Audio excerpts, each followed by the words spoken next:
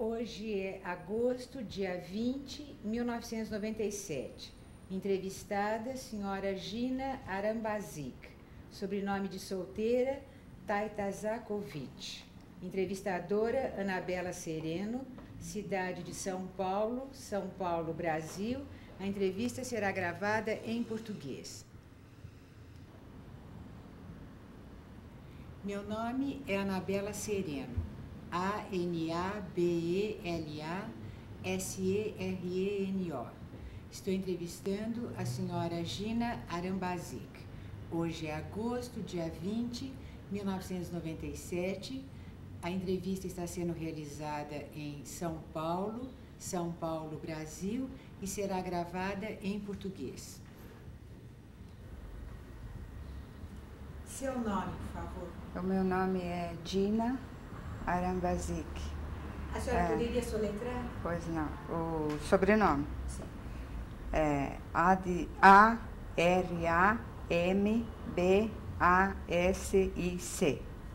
Arambazic. A data de nascimento? É 11 de maio de 1932. E o local de nascimento? Belgrado, Iugoslávia. O nome do seu pai? É Živko Taitazakovic. A senhora poderia soletrar o sobrenome, por favor? Živko é Z-I-V-K-O. Sobrenome T-A-I-T-A-C-O-V-I-C.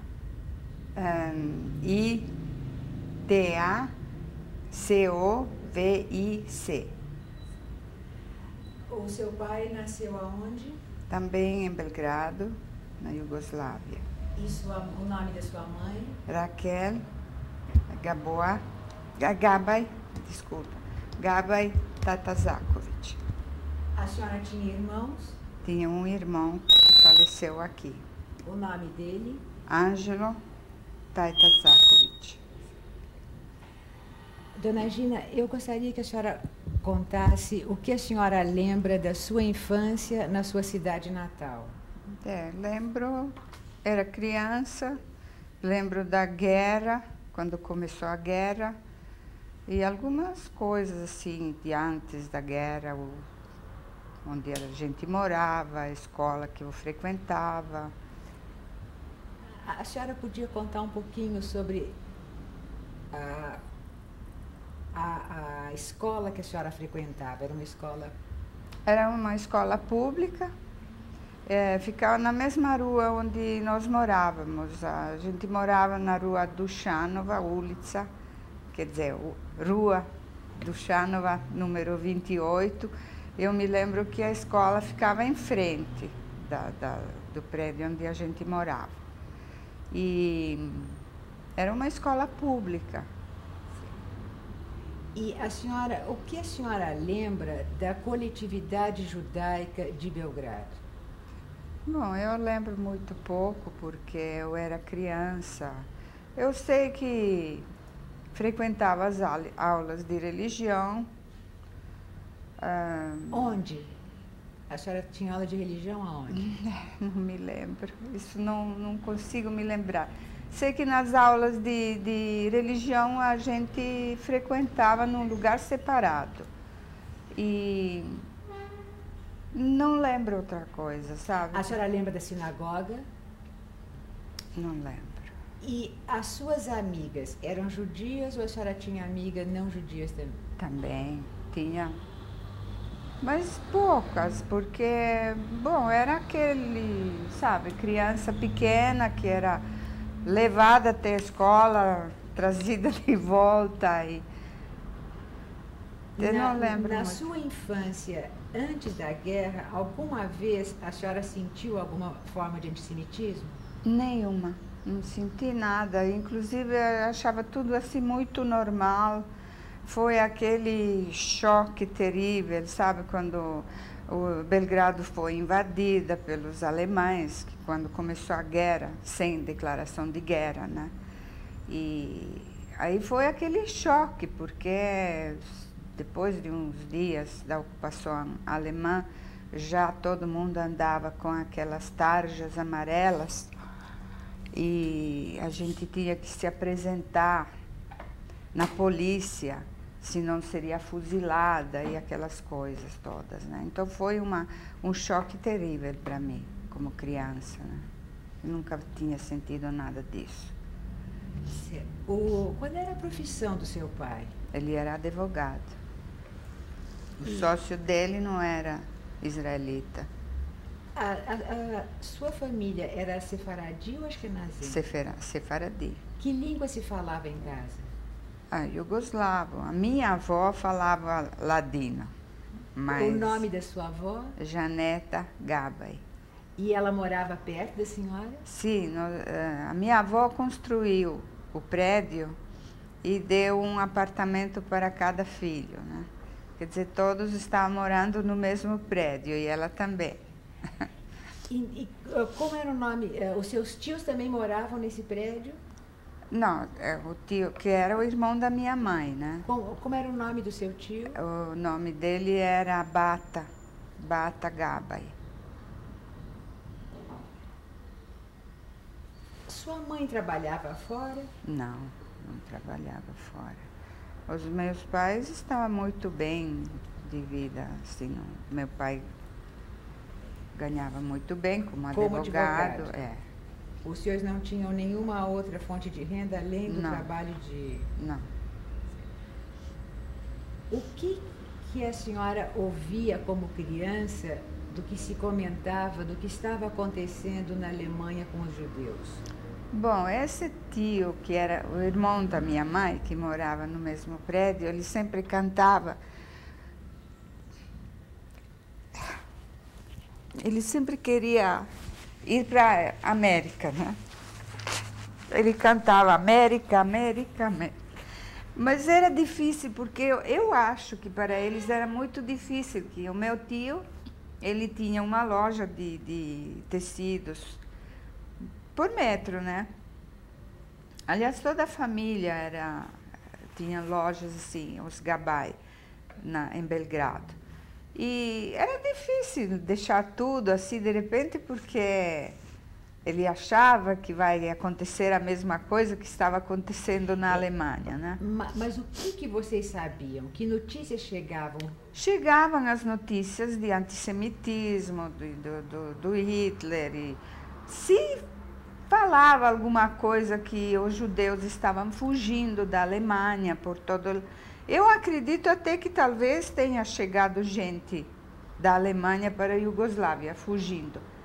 Alguma coisa devia se saber, eu acredito nisso, porque ele sempre falava, nós temos que emigrar, vamos para a América, mas todo mundo dava risada. Não, aqui não vai acontecer, imagina, a Iugoslávia, nunca houve antissemitismo. E é difícil você pegar e fazer a tua mala, largar tudo e ir embora, a não ser que seja forçada mesmo, que aconteça uma coisa terrível, né? Como aconteceu depois. A senhora sabe se naquele momento vocês tivessem realmente ido embora, teria sido fácil conseguir um visto? Alguém tentou conseguir um visto de entrada em algum país da América? Eu não tenho informação sobre isso, não sei. Mas eu acredito que teria sido possível, sim. Poderíamos ter ido para a Itália e da Itália ou algum outro lugar, sabe? Não precisaria ter sido exatamente da Iugoslávia o visto para Estados Unidos, não sei. Eu só sei que ele vivia sonhando com isso e no fim ele acabou ficando também, porque era recém-casado, casou com uma moça grega, né? Israelita, também sefaradi, que foi até interessante, porque ele, quando fez, exatamente não sei se 21 anos, o que era costume fazer aquele tour pelo mundo, né? Os que estavam bem de vida. Então, a minha avó proporcionou isso para ele. Então, ele saiu via Grécia para depois continuar, não sei. E quando chegou na Grécia, em Salonico, ele viu a moça na porta. Como era o nome dela? Grazia. E Grazia Florentina.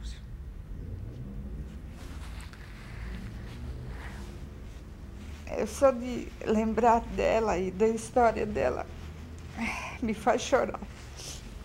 Bom, ele se apaixonou e não quis continuar com a viagem. Ele voltou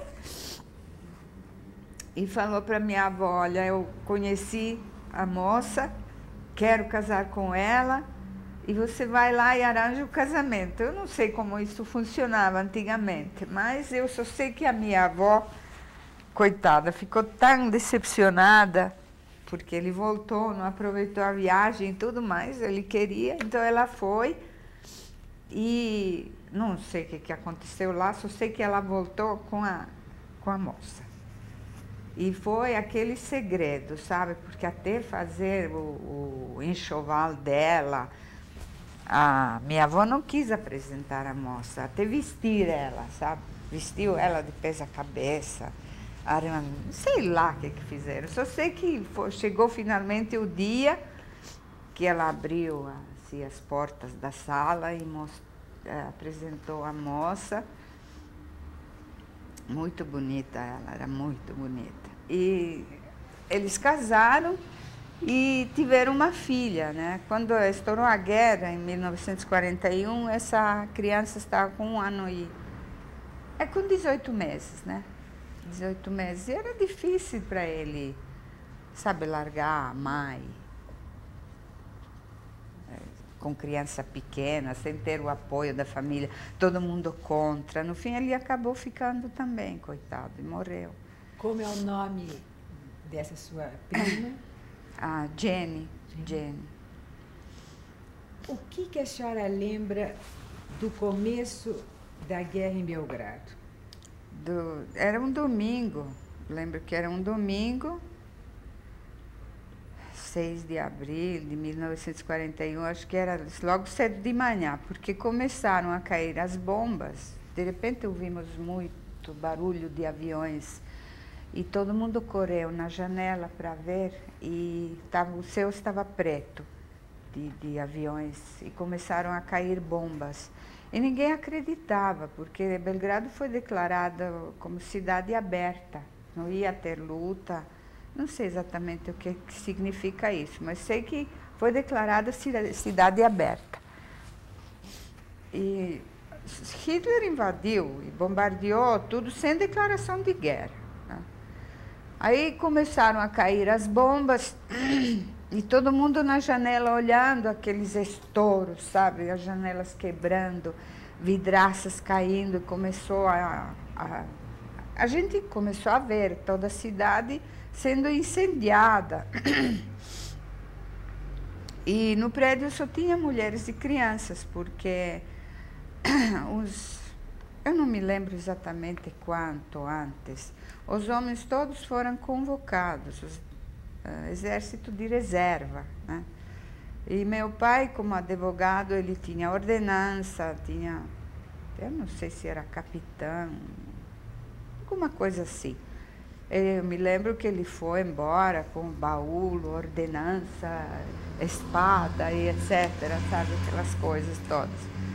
E esse meu tio, irmão da minha mãe, como não tinha assim um grau superior, ele foi convocado também, mas ele era como soldado raso, serviu o exército como soldado raso.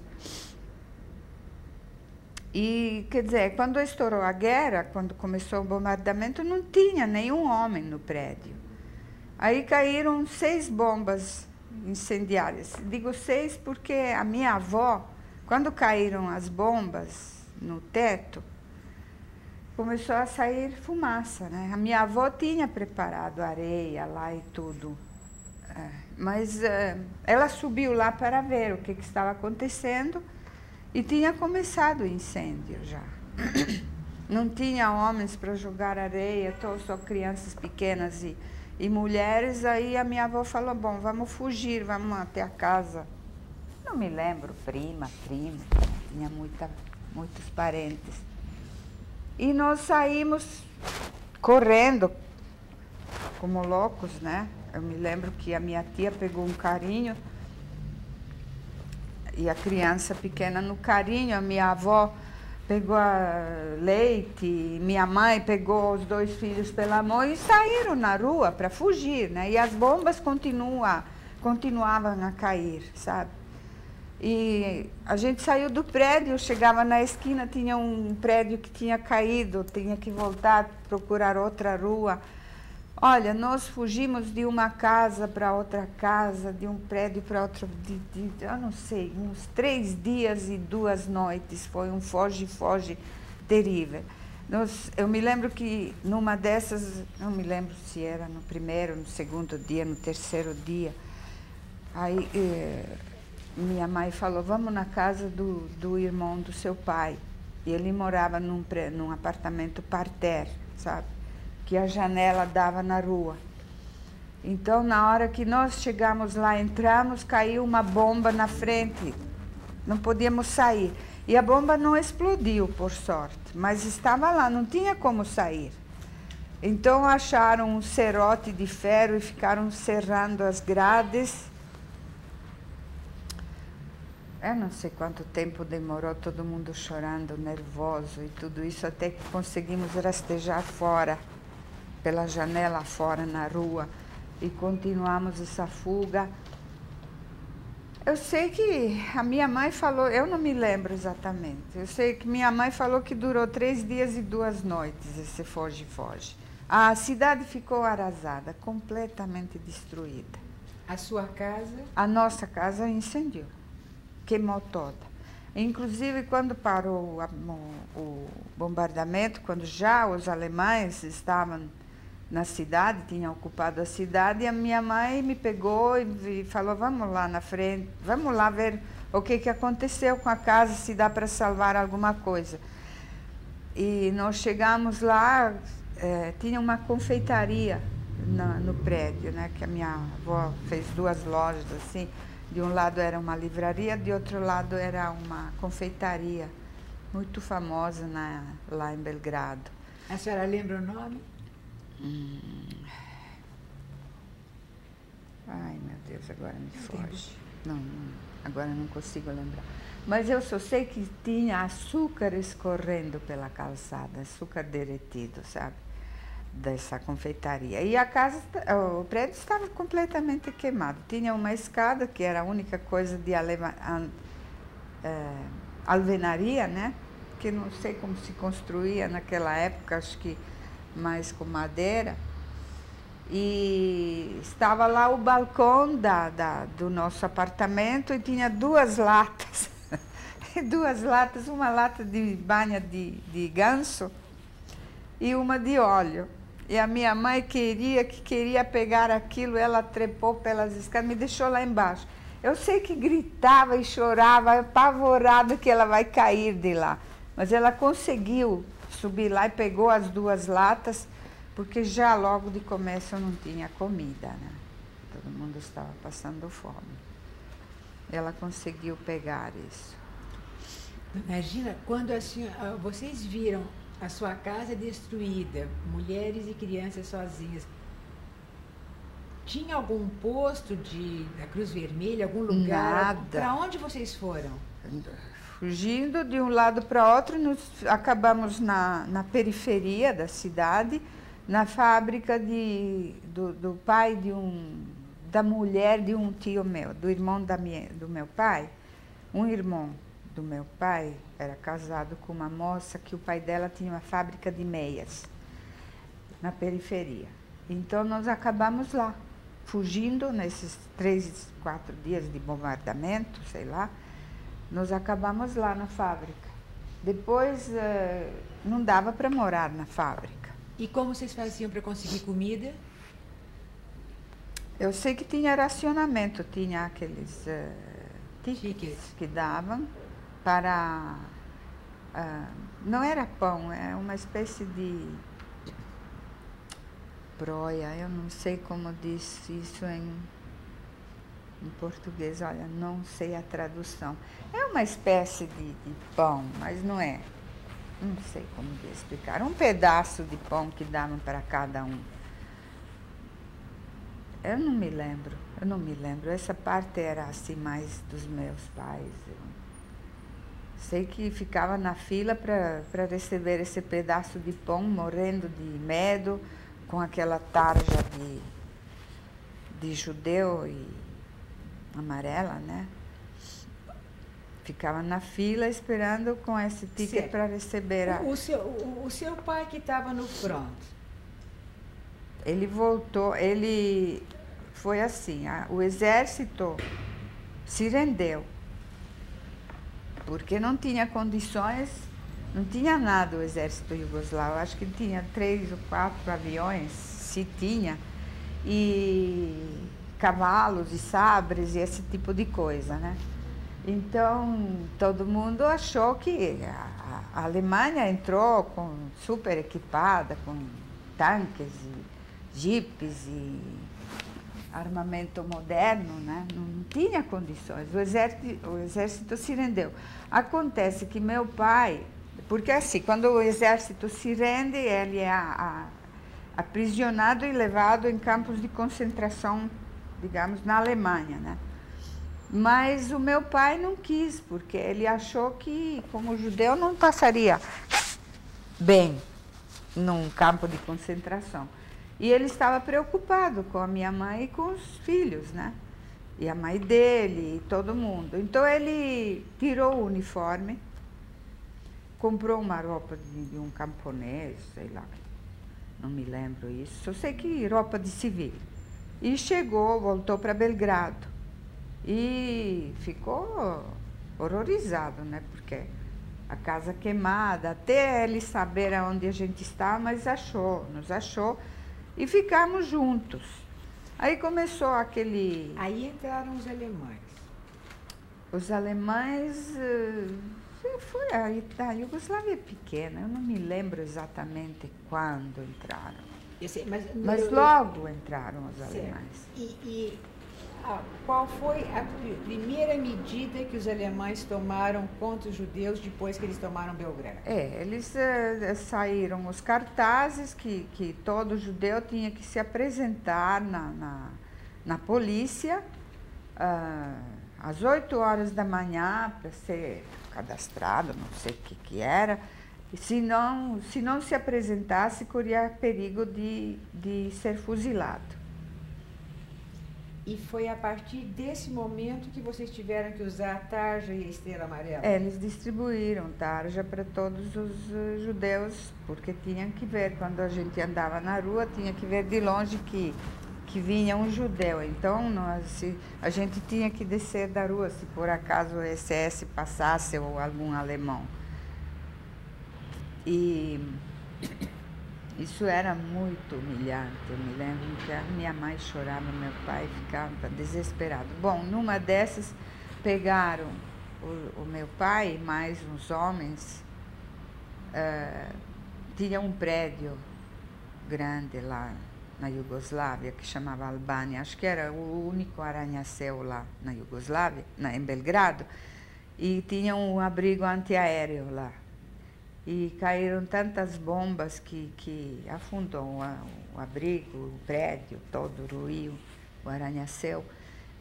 Então, começou a cheirar mal, né? Porque passaram não sei quantos dias, semanas. Então, eles pegavam os homens judeus para cavar, para tirar os cadáveres. Mas não tinha luva, não tinha nada, máscaras, nada. Então, como meu pai falava alemão, todos os amigos, vai lá você, fala com esse SS para dar pelo menos luvas, que eles estavam engasgando, estava um horror aquilo lá. Aí meu pai falou, tá bom, vou falar. E foi falar com o SS nem respondeu, mandou chicotear o meu pai. Aí quando ele voltou para casa, ele falou para minha mãe, porque a minha mãe fazia assim tempo já que estava falando para ele, vamos fugir, não estou gostando, porque correm boatos que todo mundo tinha que estar com uma trouxinha de roupa preparado quando viessem os alemães para levar, para estar preparado com alguma muda de roupa, né? Alguma família amiga de vocês foi deportada? Acredito que sim, mas eu não me lembro. Eu era criança, tinha 8 anos e meio. Eu estava ouvindo aquele pavor, sabe? Aquele medo todo. A gente sente como criança mesmo, sabe? Também ver os pais apavorados e todo aquele clima de medo. Eles invadiam as casas, saqueavam, levavam tapetes persas, sabe, essas coisas, roubavam mesmo. Então a gente escutava, porque todo mundo era conhecido, era uma cidade pequena, Belgrado, acho que tinha 300 mil habitantes antes da guerra. Eu não sei exatamente quantos judeus tinha em Belgrado especificamente, mas acredito que era uma comunidade não muito grande, que todo mundo se conhecia, né? E a minha mãe fazia tempo que estava falando, vamos fugir, vamos fugir, vamos fugir, vamos comprar passaportes falsos. E não, é perigoso, porque tinha umas famílias que tentavam a fuga e foram pegas no trem, em Belgrado. Mas aí, quando meu pai foi chicoteado, ele voltou para casa, ele falou, olha, eu prefiro morrer a viver desse jeito, preso por eles ou em campo de concentração, não. Vamos tentar fugir, compra os passaportes falsos. Aí a minha mãe comprou. Como era feita essa compra de passaportes falsos? Quem fazia esses passaportes?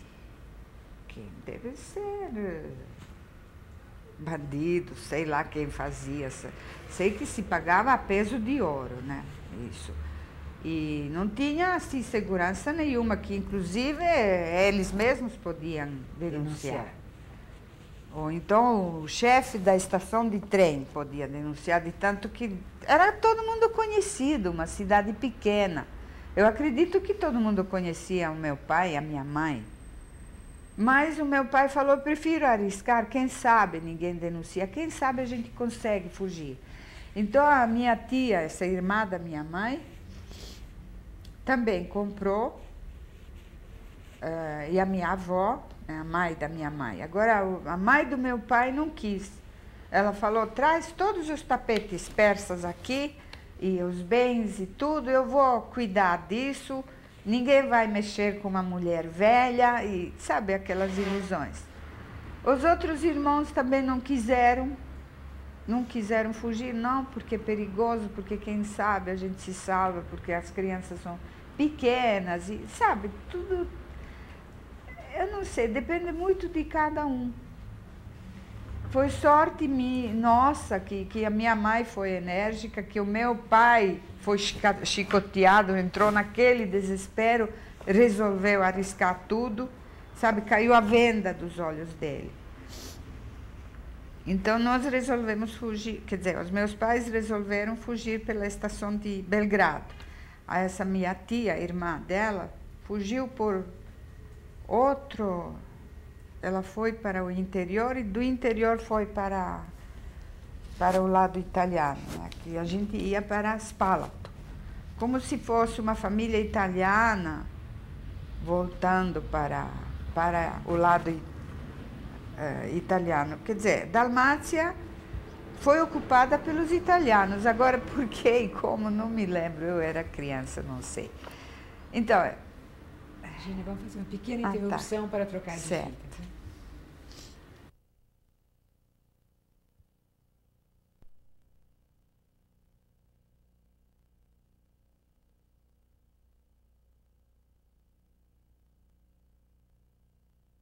Dona Gina, a senhora estava contando quando vocês tentaram fugir com passaportes falsos de trem. Certo. E então meus pais resolveram fugir da estação de Belgrado mesmo. A minha tia por um outro caminho, mas também éramos para... O ponto de encontro era Spalato, que era o lado da ocupação italiana, né? Da Dalmácia. E a minha avó atrasou um pouco também, acho que eles saíram um dia depois, por causa dessa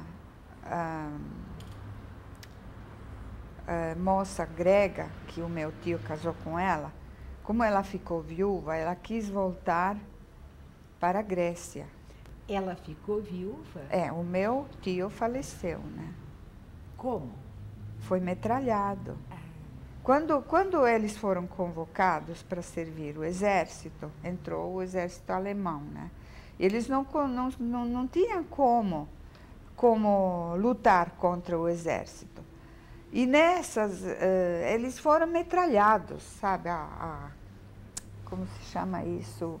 A infantaria. A infantaria ia a pé, né? Então, quando chegavam os aviões para metralhar, todo mundo se jogava na vala da estrada. E o meu tio, como estava muito cansado, ele se jogou embaixo da carroça de bois. A infantaria é com carroça de bois. Então, coitado, foi metralhado e morreu. E a sua tia ficou viúva com uma criancinha? Com essa criança. E ela não quis fugir com a gente. Ela queria voltar para a casa da mãe dela, na Grécia. E não adiantou nada que a minha avó pediu, nós pedimos, foge com a gente, depois você vai depois você vai com a sua mãe, porque é perigoso. Ela não quis, ela quis voltar de avião para a Grécia. Então a minha avó ficou mais um dia, acompanhou a moça até o avião e se virou e voltou, né, para casa e eles fugiram.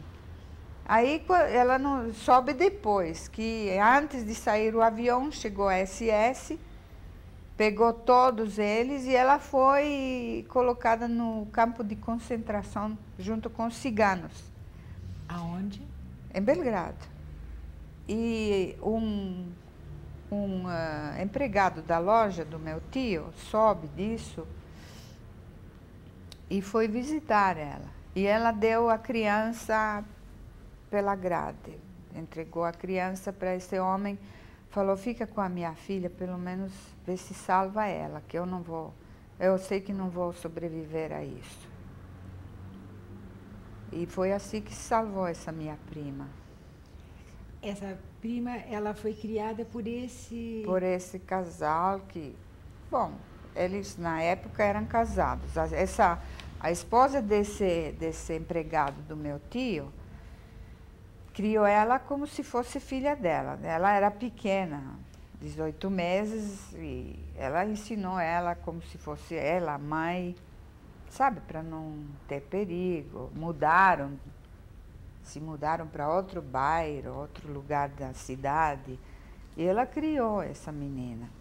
E essa sua prima está hoje aonde? Hoje ela está em Buenos Aires, mas quando nós fugimos sem ela, né? A gente não sabia disso. Depois, eu não sei, parece que durante a guerra funciona um telégrafo assim, sem fio, sem palavras. Eu não sei como a minha avó soube que a menina se salvou, que foi entregue assim para esse empregado deles. E ela mandava carta assim, de contrabando para lá, e manteve contato. Quando acabou a guerra, a minha avó sempre queria a menina de volta e a mulher não queria dar. Ela não queria dar. Então, quando terminou a guerra, a minha mãe, isso é uma outra história, continua antes ou depois, não sei. Estou saindo fora do assunto. Não, eu gostaria que a senhora contasse se essa sua prima se salvou, como ela se salvou e onde ela está hoje em dia. Certo. Essa prima, então, foi criada por essa mulher do empregado, que mais tarde divorciou, casou com outro, não sei o que houve. Mas ela criou a menina como se fosse filha dela. E a minha prima não sabia que tinha outros pais, que era filha de pais israelitas, não sabia nada disso. E quando terminou a guerra, a minha avó escreveu para essa mulher que queria a menina de volta. E a mulher não quis entregar, não queria dar de jeito nenhum. Então minha mãe resolveu, como ela tinha deixado as joias com a mulher do sócio do meu pai, e nós estávamos em Veneza e não tinha muito boato, ninguém sabia o que estava acontecendo na realidade na Iugoslávia. Porque a Iugoslávia tinha sido ocupada pelos russos, né? Então não se sabia exatamente. Então minha mãe falou, eu vou entrar, vou para a Iugoslávia, vou pegar a Jenny e vou pegar as joias e vou voltar. Aí você resolve o que nós fazemos, falou para meu pai. E ela pegou e viajou. Na hora que ela entrou na Iugoslávia, fecharam as fronteiras. E nós estávamos em Veneza, isso logo depois da guerra, né? Então, meu pai ficou um desespero, não sabia o que fazer, e o que nós vamos fazer. Aí resolvemos esperar um mês para ver se a mamãe aparecia. Senão a gente iria também, não tinha outro jeito, né?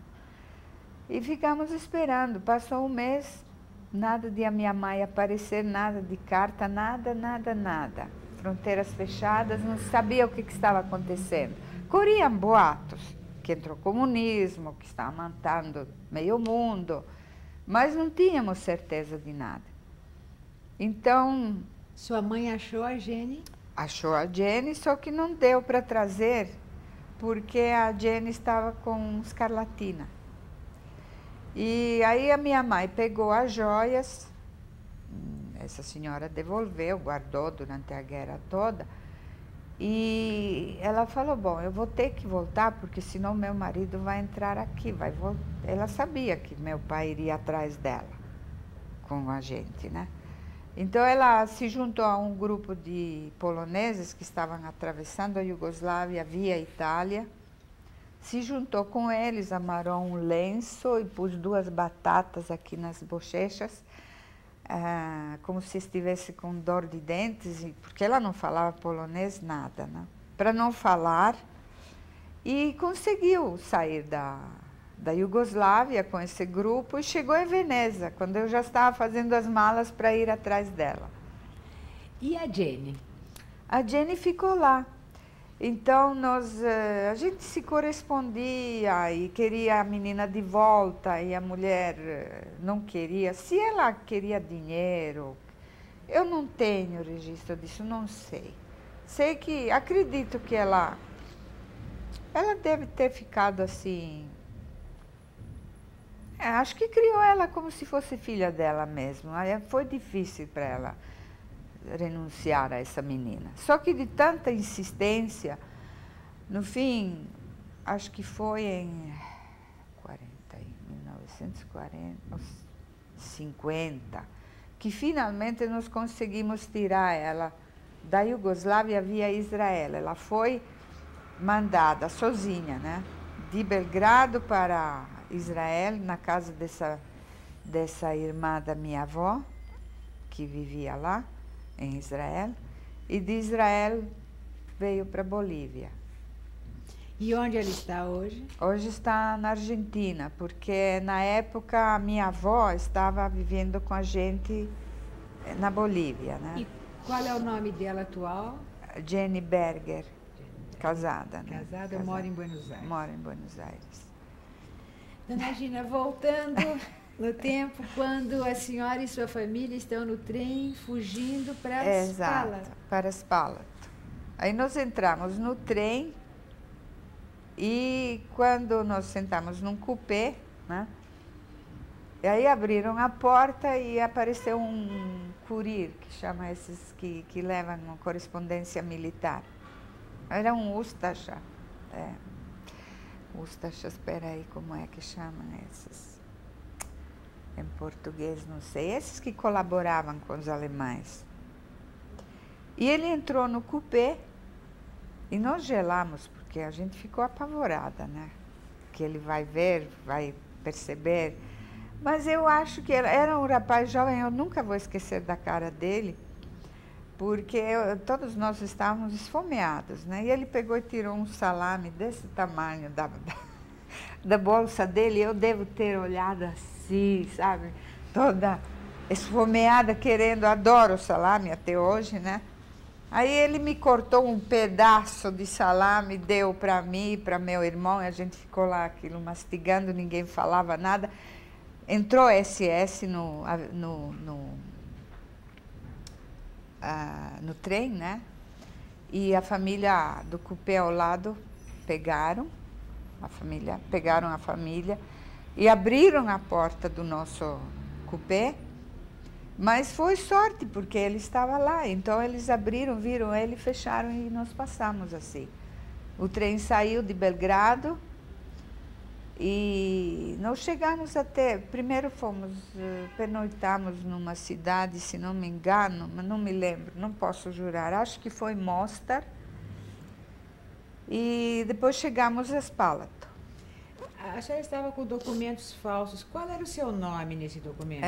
Isso também é uma história, porque não sei por que nós temos sim, os nomes que não são muito israelitas, especialmente eu e o meu irmão, que chamava Ângelo, mas acharam que tinha que mudar tudo. Então, o meu nome teria que ser Vera, nos documentos falsos, né? E o meu irmão Fred. Então, a minha mãe me incumbiu... Desculpa, a senhora lembra o sobrenome? Não lembro. A minha mãe me falou, você tem que ensinar, mas assim, tem que ensinar o teu irmão, que ele agora se chama Fred. Eu falei, mas como vou ensinar? Pô, como posso fazer uma coisa dessa? Eu era uma criança, ele era menor ainda. Então, a minha mãe falou, mas isso é imprescindível, é aquele desespero, sabe? Ela falou, você tem que ensinar, brinca com ele como se ele fosse Fred e você Vera. Que idade ele tinha? Ele tinha... Peraí, eu tinha 8, ele tinha 3 anos e meio. E meu irmão primeiro brincava, depois se enchia, não queria. Sabe, criança, não quero mais, eu não quero mais. E eu dizia, mamãe, ele não quer mais, o que eu faço? Não, obriga ele. Senão a gente vai morrer. Não sei o que ela me falava. Eu também não sei o que eu falava. Eu só sei que deu um trauma nele, que ele não falou mais. Durante 2 anos ele não falou uma palavra. Ele simplesmente achou mais fácil não falar nada. Eu acho que foi essa a reação dele. Durante 2 anos? 2 anos ele não falou uma palavra. E a minha mãe me culpou disso. Mas eu não sei o que eu fiz, o que eu podia ter feito. Bom, em todo caso, eu sabia que tinha que me chamar Vera e chamava ele de Fred até a hora de chegar lá em Spalato, né? Agora, lá em Spalato, eu não me lembro se jogaram os documentos falsos fora, o que foi. Só sei que alugamos um apartamento, aí chegou a minha tia com a minha avó, as minhas 2 primas e o meu tio. Éramos em 9 pessoas. Alugaram um apartamento que não deu para pôr nada lá dentro. A gente dormia no chão porque o homem que trazia o dinheiro nosso não apareceu, sumiu com todo o dinheiro. Tínhamos alguma coisa, uns napoleões que a minha mãe forrou e prendeu assim, forrou com o mesmo tecido de um penhoar, né? E prendeu como se fossem os botões do penhoar. E a gente vendia isso para comprar comida, para pagar o aluguel. Mas dentro de casa não podíamos nem comprar nada. E a comida, inclusive, era muito difícil e tinha muita sabotagem. Os partisans lutavam contra os italianos, né? Porque os italianos invadiram a Dalmácia. E tinha muita luta na cidade mesmo. E numa dessas os italianos resolveram levar para campo de concentração todos os que não tinham documentos, os emigrantes. Eles sabiam que todos eram judeus, né? Eram muitos? Olha, eu não sei exatamente. Eu sei que o navio foi cheio. Nos embarcaram no navio. Eles chegaram em casa, falaram que nós tínhamos que fazer as malas, que íamos ser levados para a Itália. mas estava tudo maravilha desde que não fosse a Alemanha, né? Então, fizeram as malas e tudo. Eles nos embarcaram num navio muito bonito, por sinal, e nos levaram até Fiume. A senhora lembra o nome do navio? Não lembro. Só sei que aí no navio, quando perguntaram os nomes de todo mundo, aí eu aproveitei e falei que o meu nome era Dina, porque não gostava de Gintila. E assim ficou nos meus documentos como Dina Taitatsakovic, né? E o meu irmão Ângelo, e a minha mãe Raquel, e meu pai Givko, e etc. Então, nós chegamos até Fiume, tiraram todo mundo. Os homens foram algemados para serem levados até o trem, e nos levaram de trem até Possagno del Grappa, que é província do Vêneto, né? É Vêneto isso. Porque eu acredito que tem muita gente que ficou nos campos de concentração na Itália, mas na Baixa Itália. Eu acho que estava muito cheio, que eles não tinham mais aonde pôr toda essa gente. Porque tinha poloneses, tinha holandeses, tinha muita gente, assim. Eram umas 30 pessoas nessa. Eles nos internaram como internati civili di guerra nesse Possagno del Grappa, que era uma aldeia, e os aldeões tinham que ceder um quarto para nós. Cada família Tinha um quarto na casa de um camponês. Mas vocês eram vigiados? Tinha alguém... Bom, eu não me lembro vigiados. Sei que nós não podíamos sair da aldeia.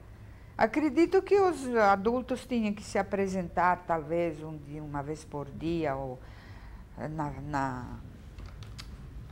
posto de carabinieri, como se diz, a polícia lá do local.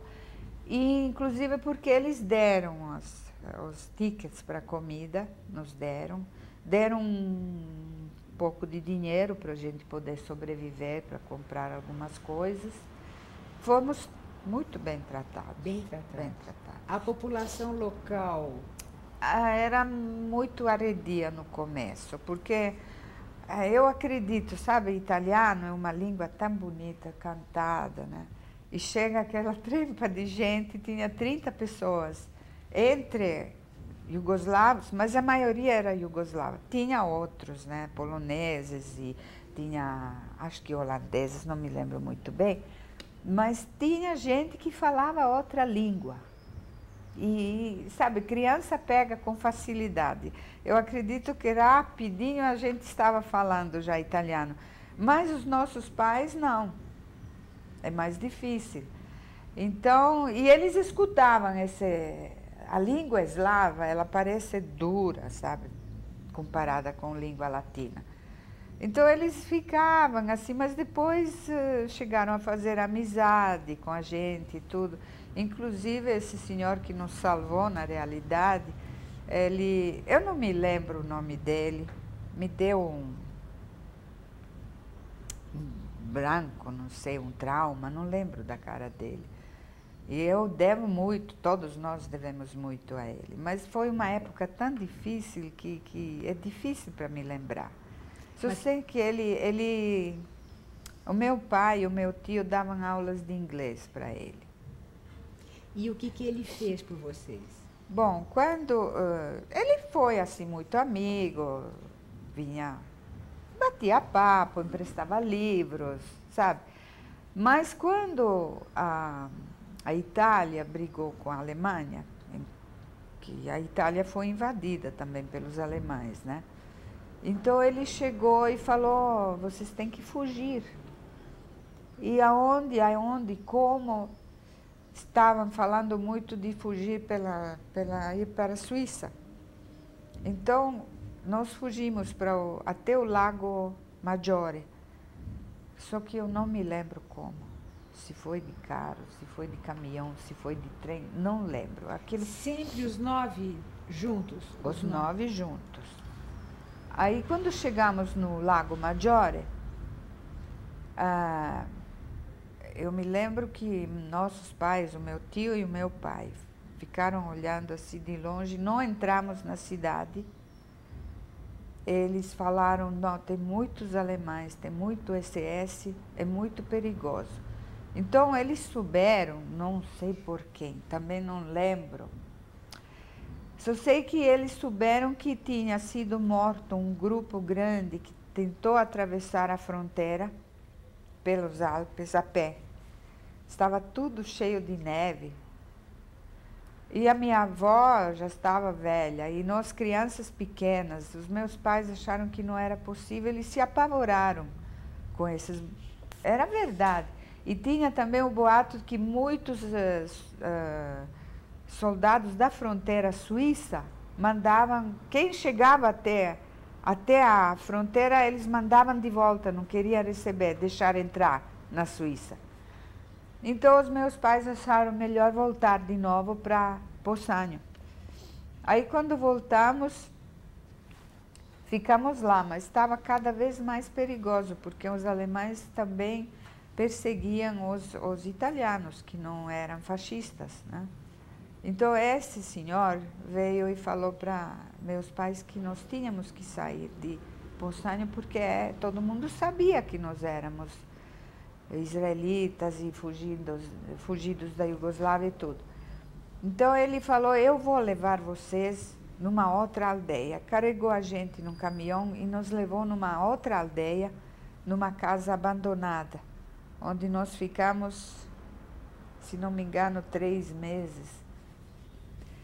Mas, assim, a gente ficou lá dentro, não podia fazer um barulho, abrir janela, sair da casa, porque era uma casa abandonada. E ele vinha de noite e trazia comida para a gente. Eu me lembro que meu pai e o meu tio saíam devagarzinho até o centro. Geralmente, nessas aldeias tem um poço de água, né? Iam devagarzinho lá, meia-noite, 1h da madrugada, quando todo mundo estivesse dormindo. Então, iam pegar a água para a gente ter água para tomar banho e beber, né? E esse senhor trazia a comida para nós. Aí, de lá, eu não me lembro exatamente se foi logo nessa última aldeia que nós fomos, San Zenone degli Ezzelini, chamava.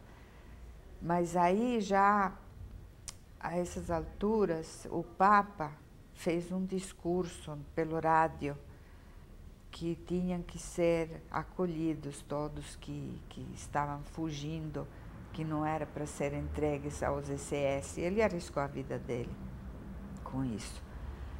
E aí, sabe, os italianos são muito religiosos, assim, o padre da aldeia manda lá na aldeia, sabe? Então, como o Papa fez esse discurso, o pároco sabia disso.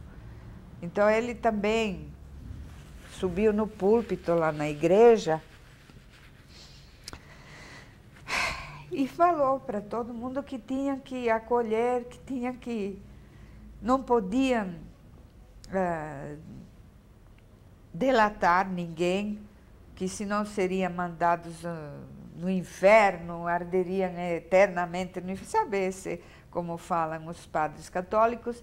E deu certo, não sei, nunca ninguém nos delatou até o fim da guerra. Como é o nome desse vilarejo que a senhora falou? É San Zenone degli Ezzelini. E em que ano foi isso, Nagina? 1943, quando os alemães invadiram a Itália, até 1945, né, que foi o fim da guerra. Então, toda a sua família ficou nessa aldeia durante 2 anos. Isso.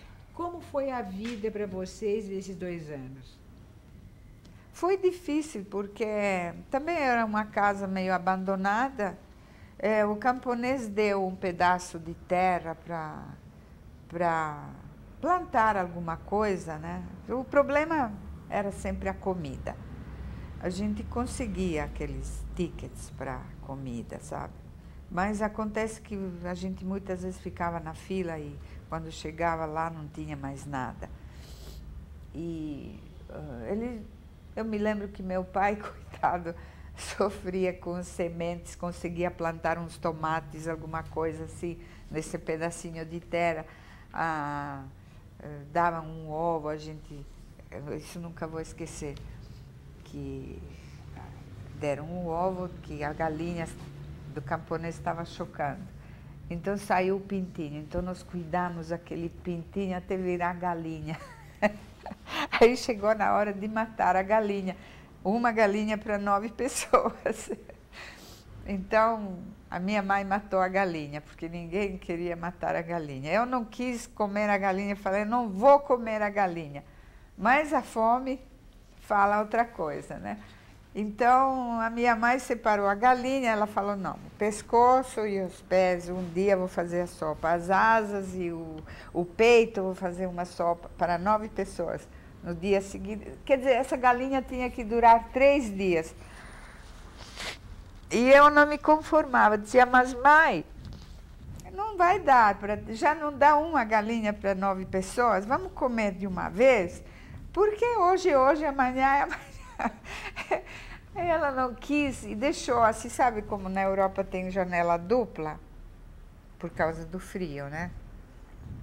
No inverno se põe aquelas almofadas para não entrar ar frio. E a minha mãe deixou na janela dupla, porque não existia freezer, não existia geladeira, nada.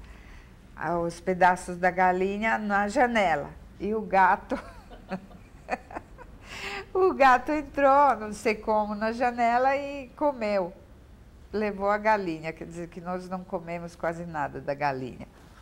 Até hoje lembro disso, da minha decepção, né? E foi assim muito difícil. A comida, a gente passava o dia todo nos bosques catando cogumelos. Outras famílias judias estavam nessa região? Nessa aldeia não, foi esse senhor que nos levou até lá. Os outros fugiram também, mas eu não sei dizer como, não lembro. Também espalhados por aí, onde ninguém sabia. Mas foi depois desse discurso do Papa que os italianos protegeram mais, né? Inclusive dos fascistas. O que a senhora lembra do dia da libertação?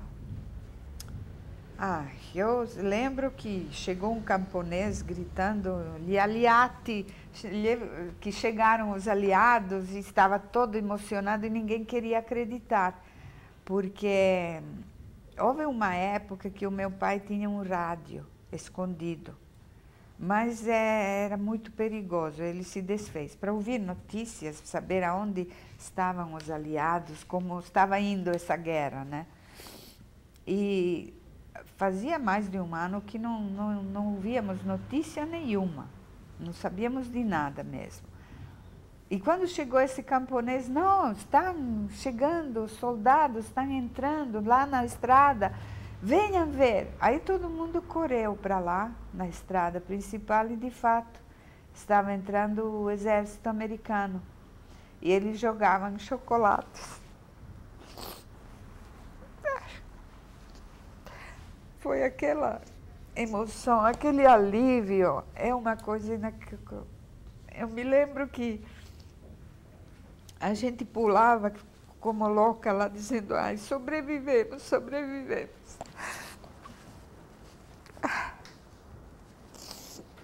Aí depois a gente ficou lá mais tempo sem saber. Dona Gina, vamos fazer uma pequena interrupção para trocar de fita, tá?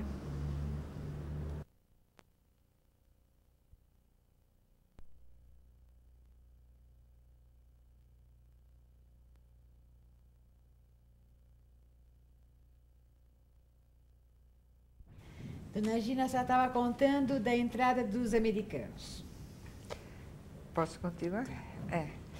Então, nós pulamos feito loucos lá, a gente se abraçava, sobrevivemos.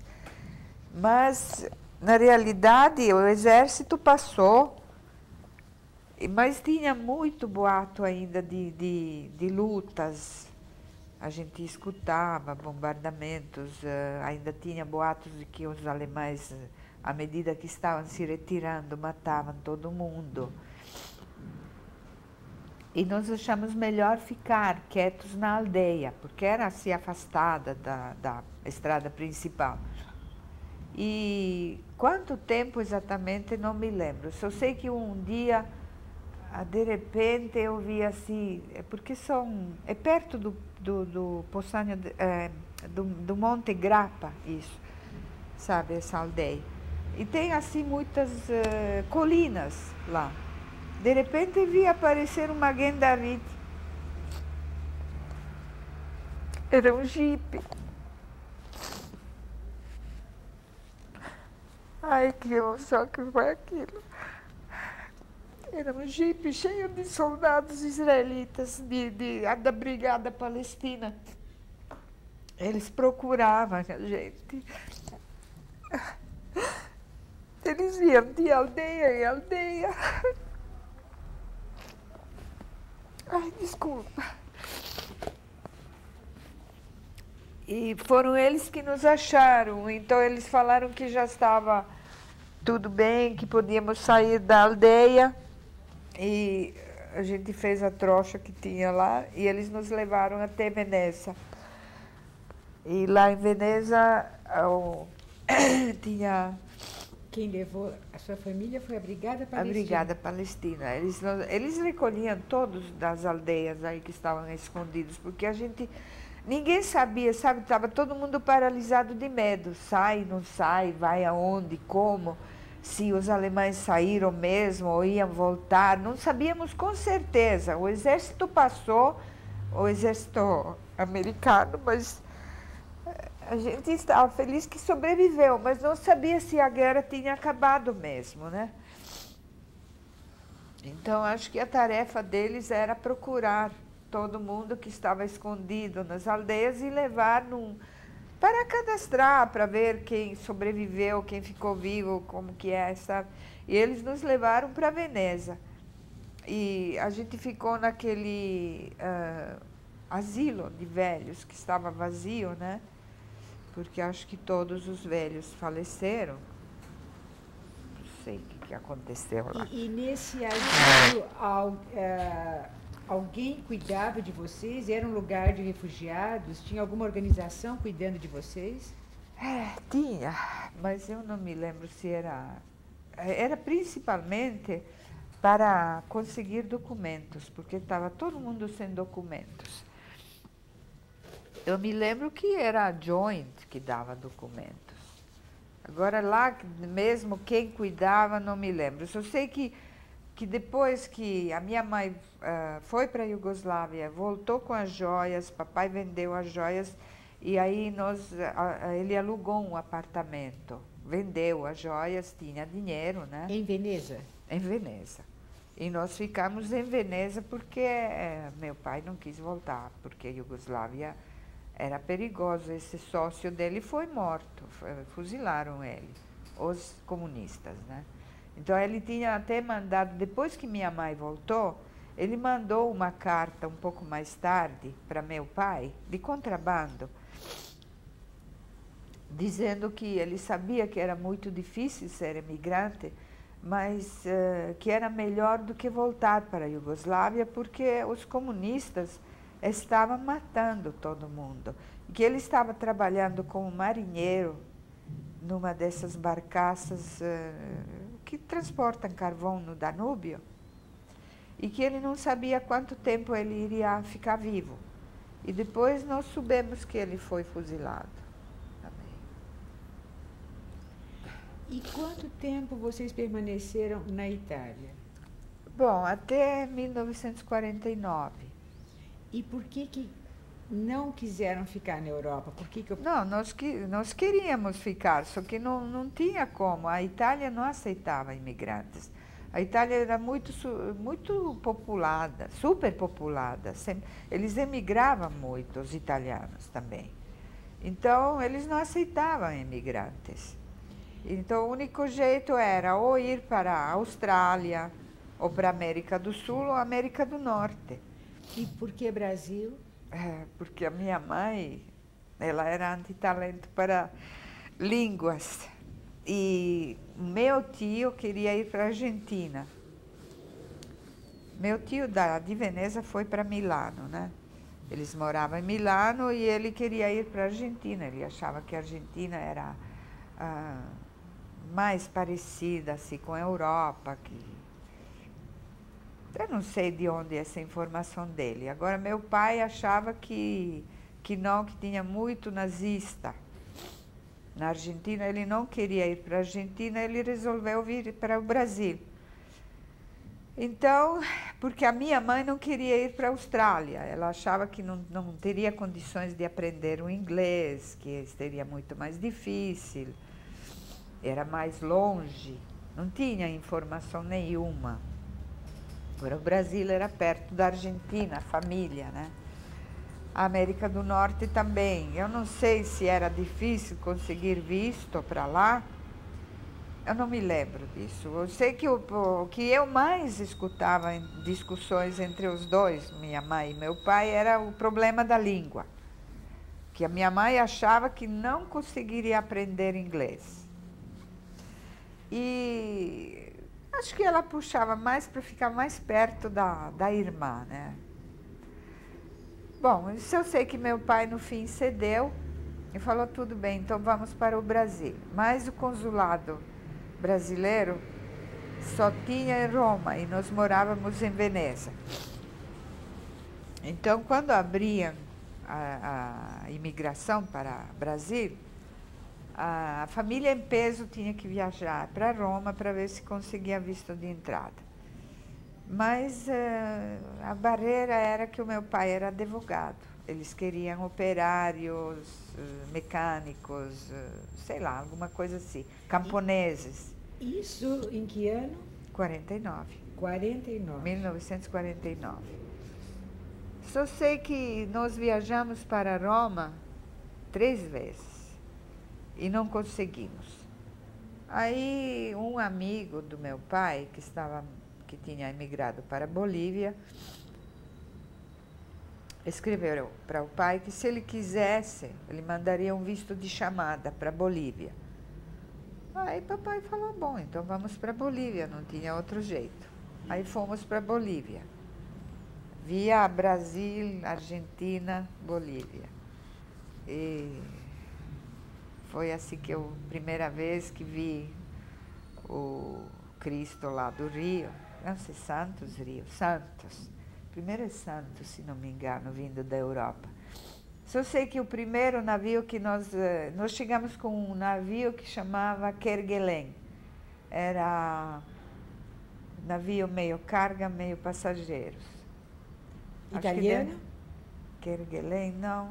Se não me engano, era francês, porque nós pegamos o navio na França. Viajamos da Itália para a França, pegamos um navio em Santos, pegou um carregamento de bananas para a Argentina, que chegou pela metade.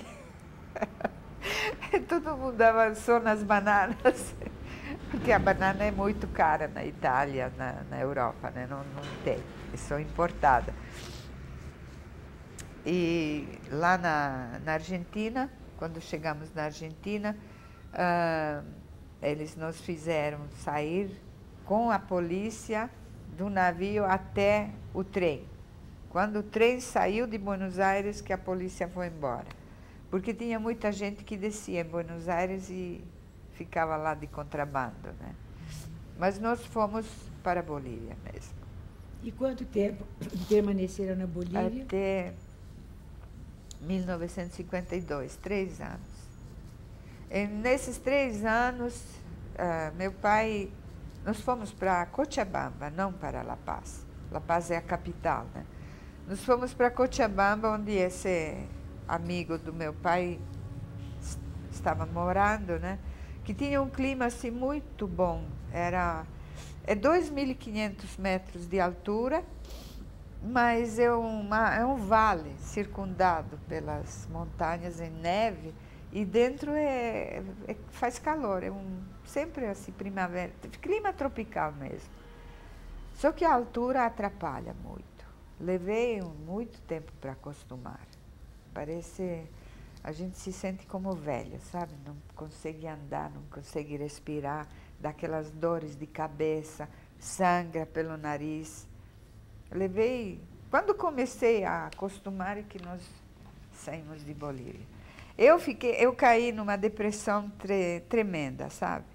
Porque de uma Veneza para Cochabamba foi assim um choque terrível. Os bolivianos acho que não vivem lá. Os que vivem lá são os índios Mas por mestiços, que né? vocês optaram por Cochabamba? Porque La Paz é a capital de Bolívia, mas é 4.000 metros de altura. 3.500 ou 4, uma coisa assim. Ninguém consegue acostumar com isso. Consegue, mas é muito difícil. Então, meu pai achou melhor ficar em Cochabamba. E lá ele abriu uma loja de tecido também. Comprou de um senhor lá, sei lá. Mas não perdeu dinheiro, porque né, em 3 anos nós vimos 7 revoluções.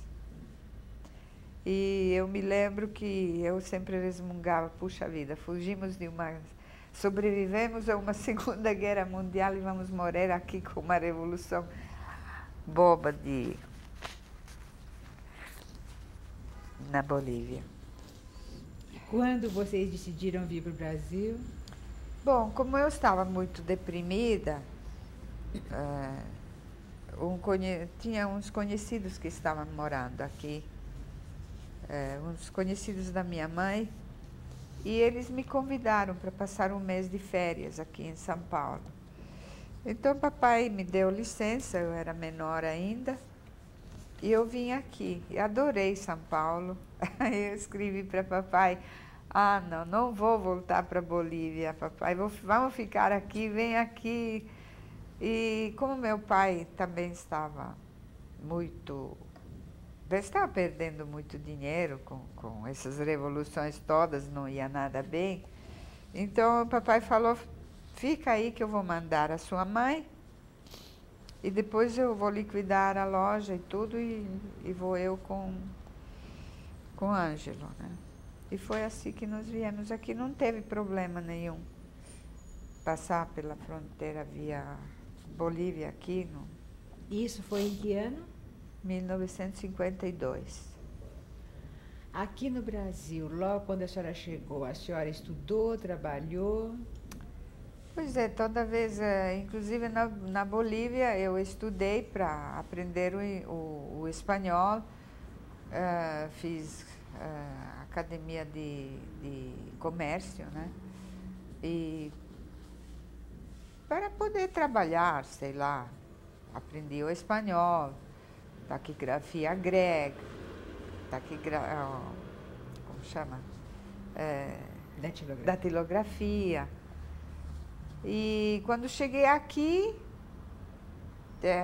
não falava português, eu falava espanhol. Só que todo mundo me entendia, mas eu não entendia nada, né? Porque o português é muito fechado, a pronúncia. Levei uns 3 meses para acostumar o ouvido, né? E comecei a estudar português e fazia um curso de redação em inglês, que eu me achei fraca na redação, com o intuito de um dia trabalhar como secretária, porque já estava trabalhando na Bolívia como secretária também. Mas precisava ajudar os meus pais, né? Então uma conhecida me apresentou a um senhor que tinha uma loja de canetas na Conselheiro Crispiniano. E eu comecei a trabalhar lá como vendedora e estudava português, né? Aí conheci um senhor que me falou que precisavam de intérprete na RCA Victor, na 7 de abril, era uma firma americana, né? Precisavam de intérprete. Mas eu falei, mas não posso, como? Não falo português.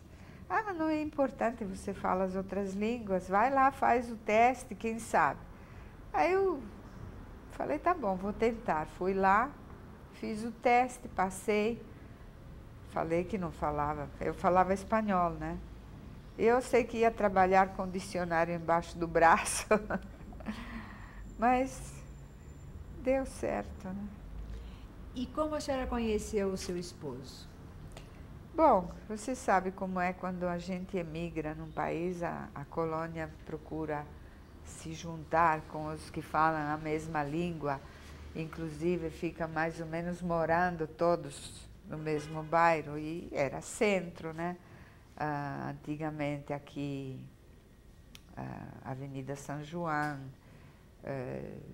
naquela época era um bairro bom, na Guaianazes, Timbiras, essas ruas todas, né? E a gente se reunia assim em casa, de famílias, e foi assim que eu conheci ele. O nome do seu esposo? Alexander Arambashich. Quantos filhos a senhora tem? 2. O nome dos seus filhos? Gavrilo e Tomislav. Hoje em dia, a senhora exerce alguma atividade profissional? Eu sou pintora e escultora. Eu fiz Academia de Belas Artes em Veneza antes de emigrar, mas é difícil viver de arte, né? Então meu pai sempre achava que eu tinha que aprender algum ofício, alguma coisa. Ele queria que eu aprendesse corte e costura, mas eu não gostava disso. Eu falei, não, eu vou aprender línguas, vou ser secretária, alguma coisa assim, porque não tem nada a ver corte e costura comigo.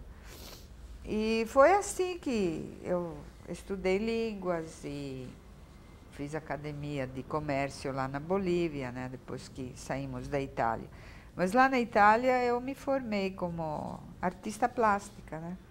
Só que tive que trabalhar como solteira. Depois que, quando casei, meu marido falou que não precisava mais trabalhar, que não queria. Então não trabalhei, né? Aí nasceram os filhos. Primeiro esse mais velho, o Gavrilo, e 7 anos depois que eu tive o segundo filho, né? Mas nesse tempo assim, eu sempre pintava, esculpia, porque isso é uma coisa que eu gostei, acho que herdei, sempre gostei. Meu pai também desenhava muito bem, a minha mãe também acho que tinha dom artístico. A minha mãe era mezzo-soprano, ela fez conservatório de música, canto e piano em Nizza, na França, de solteira ainda. Depois, quando casou, não tocou mais, mas sempre ela cantava muito bem. E eu sempre gostei. Então, eu pintava assim em casa, fiz uns cursos, fiz um curso no Museu de Arte Moderna, isso antes de casar ainda. Saía de noite do trabalho, né, e ia fazer o curso, reciclagem, né, para não perder. E, bom, quando meu marido falou que não queria que eu trabalhasse, eu pintava e esculpia em casa. Mas aí aconteceram nos anos 60, né, quando houve a Revolução, ele quase perdeu tudo. E eu precisei ganhar dinheiro também, então eu pintava. Em casa tinha um senhor que vinha e encomendava, assim, sei lá, me pinta uma dúzia de telas de rosas e uma dúzia de bailarinas. Ele pagava uma mixaria, mas pelo menos era um dinheirinho, né? E eu pintava e ele saía ele comprava de mim, de outros artistas também. Ele enchia o carro com os quadros e ia na periferia, era clapper de quadros, sabe? Batia assim na porta. Ele era árabe, se não me engano, esse senhor. Ele ficou milionário assim. Dona Gina, daqueles 9 da sua família que fugiram juntos, quem está vivo hoje em dia e aonde? Bom, dos 9, as 3 primas Sei. que moram em Buenos Aires. A senhora podia dar o nome delas? É, a Jenny, de casada, né? Isso. Jenny Berger, a Reli Zunana e Mila, agora me foge o sobrenome, olha só. Weinberger, não. Olha, não me lembro agora o nome, mas ela está casada com um senhor húngaro. Não me lembro agora o sobrenome. Depois vem a senhora. Dona Gina, por que a senhora quis contar a sua história? Bom, não sei, eu acho importante porque eu ouvi dizer que na Alemanha os neonazistas estão dizendo que isso tudo é mentira, que não aconteceu, que não houve perseguição, que não houve campos de concentração. A juventude alemã de hoje em dia, eu acredito que não sabe do que aconteceu na realidade. É escondido deles. Eu acredito que deve ser isso. Bom, eu ouvi muitos boatos sobre isso, sabe? E parece que tem um renascimento do nazismo. E eu acho importante fazer esse registro, que não é uma coisa inventada, que aconteceu mesmo, infelizmente. Dona Gina, os anos que a senhora passou vendo a sua cidade ser bombardeada, fugindo, tudo mais, esses anos que a senhora passou durante a guerra, marcaram sua vida posterior? Deixaram sequelas? Bom, eu acredito que sim. Eu acho que a gente é meio assim, não é bem normal, eu acredito, porque isso, eu sempre digo, eu estou viva assim com o tempo que renasci de novo, não sei nem como nós conseguimos ficar vivos com todos esses bombardamentos e com todas essas perseguições. E eu, especialmente assim, as crianças da minha geração, da minha idade, tem pouquíssimas. Na nossa colônia aqui, Iugoslava, não tem nenhuma que seja da minha idade. Os rapazes têm os homens que são assim 6, 7, 8 anos mais velhos, que também na época, sei lá, eu tinha 8 anos e meio, eles tinham 15, 16 por aí. Mas as crianças da minha idade, pouquíssimas sobreviveram. Eu não tenho nenhuma pessoa da colônia, a não ser as minhas primas lá em Buenos Aires. E isso que nós tivemos muita sorte, não fomos separados dos pais, fomos amparados pelos pais na realidade, senão não teríamos sobrevivido. Seja pela fome, frio, abandono, não sei, viu? Dona Gina, para finalizar essa sua entrevista tão bonita, depoimento tão forte, eu gostaria que a senhora enviasse uma mensagem para a humanidade em geral e para a juventude judia em particular, para o jovem judeu. O jovem judeu não pode esquecer, mas isso acho que nunca se esquece, uma coisa que nós herdamos, é uma coisa atávica. Eu acho que talvez eu também, se não tivesse passado a guerra, também mais adulta, pela história, teria lido e saberia dos pogroms, das perseguições e de tudo isso, que a gente não pode esquecer. Acho que nós temos que lutar para ter aquele país, Israel, que aí as coisas mudam. Tendo um país é diferente. Os que porque não podem todos ir lá, inclusive nem eu fui quando tive oportunidade, mas temos que contribuir, ajudar para que aquilo continue. Nós temos que ter o nosso país e não podemos esquecer das coisas que aconteceram. Temos que transmitir isso para os nossos filhos e continuar a ser um povo do livro. E tudo é válido, menos guerra. Guerra não vale. A guerra é terrível e não tem retorno, sabe? Não sei o que mais posso dizer. Muito obrigada, Najila. Esta é uma foto minha de quando eu era criança, acho que tinha 6 meses. É a única foto que sobrou porque o nosso prédio queimou e eu nem sei aonde a minha mãe conseguiu essa foto, mas ela sobreviveu. Essa é a foto do irmão da minha mãe, meu tio.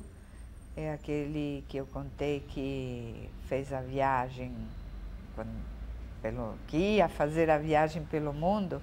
E quando chegou na Grécia, viu a minha tia, essa Grácia que chamava, na porta de casa e se apaixonou por ela e voltou e pediu para minha avó trazer a moça para ele casar. Essa é uma foto, também não sei como sobreviveu, minha mãe, que está atrás, e meu irmão e eu, quando éramos crianças. Exatamente não sei que idade, era antes da guerra, mas talvez. Essa é uma foto minha, isso já durante a guerra, sei porque essa roupa que eu estou usando é uma roupa que, como eu crescia muito nessa época, devia ter talvez uns 10 anos, 11 anos, mas toda vez que eu crescia o vestido ficava curto, a minha mãe acrescentava um barrado de outro tecido, outra cor, para continuar usando o vestido porque não tinha outro. Essa também é uma foto de minha mãe. Isso é durante a guerra. Meu irmão no meio e eu também devia ter uns 10, 11 anos. Essa é a foto da minha avó, a mãe da minha mãe. Não tenho registro, não lembro se é durante a guerra ou depois. O nome dela? Janeta Gabay. Esse era o documento que nós conseguimos, provavelmente pela Joint, eu não me lembro exatamente, mas para sair da Europa, para emigrar para a América do Sul, né? Como não tínhamos documentos, então eles davam esses documentos para os imigrantes. Essa é uma foto tirada na Praça San Marco, em Veneza, depois da guerra. Estou eu com uma amiga que também esteve internada no mesmo lugar, na Itália, né? Possagno del Grappa. E esse rapaz é um soldado. Naquela época não era Israel, era Palestina, né? Essa também é uma foto tirada na Piazza San Marco, em Veneza, com uma amiga, e são 2 soldados da Brigada Palestina. Eles faziam muita propaganda para a gente ir para Israel, né?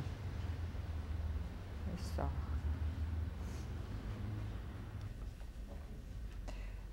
Eu estou aqui nessa foto da minha classe. Eu sou da fileira em pé, a segunda de esquerda para a direita, né? era uma...